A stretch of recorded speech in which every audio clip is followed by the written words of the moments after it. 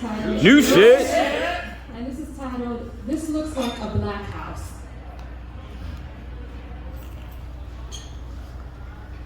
Sunday, 3:30 p.m. My oldest nephew said, "This looks like a black house." I couldn't help but laugh, and at the same time feel proud. The family watching Friday as his younger brother sat between my legs as I parted and plaited his hair, his beautiful, thick, coiled, and curled black hair. After I shampooed him in the kitchen sink, followed by a deep conditioner set for 15 minutes on medium heat. I take the rat tail comb apart into precision, making sure each strand of hair is in proper position. Jojoba oil, shine and jam, metal clips, and rubber bands all on my side, ready on hand. My nephew asked for me to blow dry it out. He said, "I want to see my length, because you know black hair, it loves to shrink." I reminisce back to my childhood days as I sat at the kitchen table with a pink and purple box full of barrettes, wide tooth comb, and pink lotion ready on deck. After getting shampooed in the kitchen sink, followed by a deep conditioner set for 15 minutes on medium heat. I reminisce how my parents would grip the root and comb out the rest. Sometimes they were in a rush and comb reckless. I was tender-headed, so I would fuss and cry.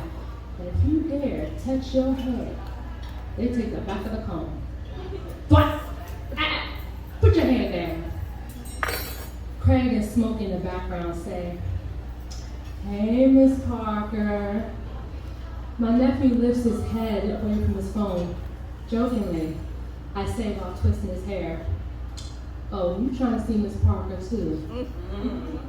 He laughs like he just got caught and moves his head. "Boy, hold still." My bad. His curiosity gets the best of him and his fingers creep onto his head. I take the back of the comb. What? Put your hand down.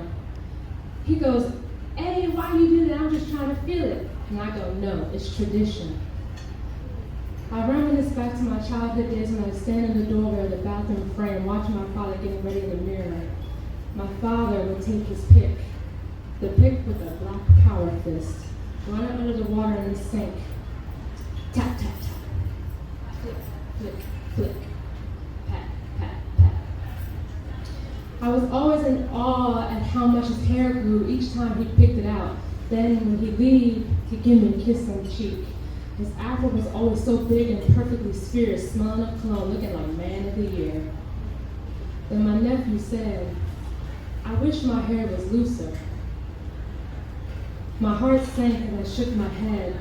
I realized insecurity with our black hair doesn't just affect black girls, it also affects our black boys. I reassure him, "Baby, your black hair is beautiful." Because it is. So fed up with the foolishness of our hair is closer to European standards is deemed more desirable and cherished. They give us relaxers that cause cancers, tell us our hair is unprofessional and needs to be managed.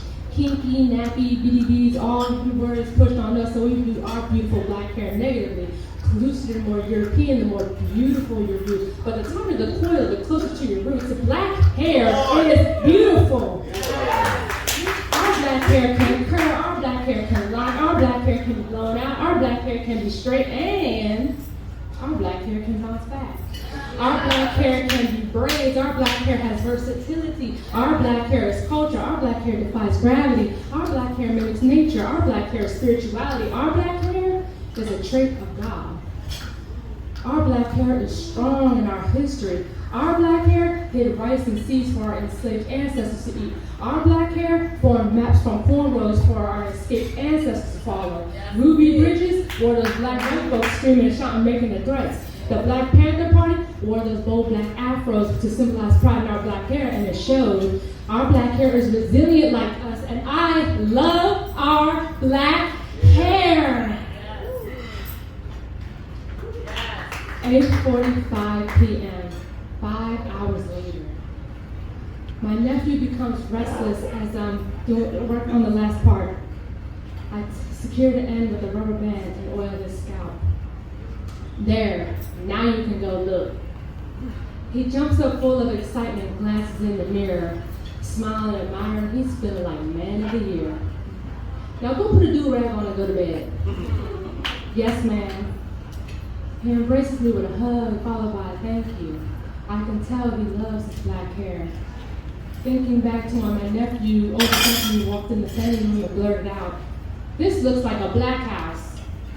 I still can't help but laugh, and at the same time, feel proud.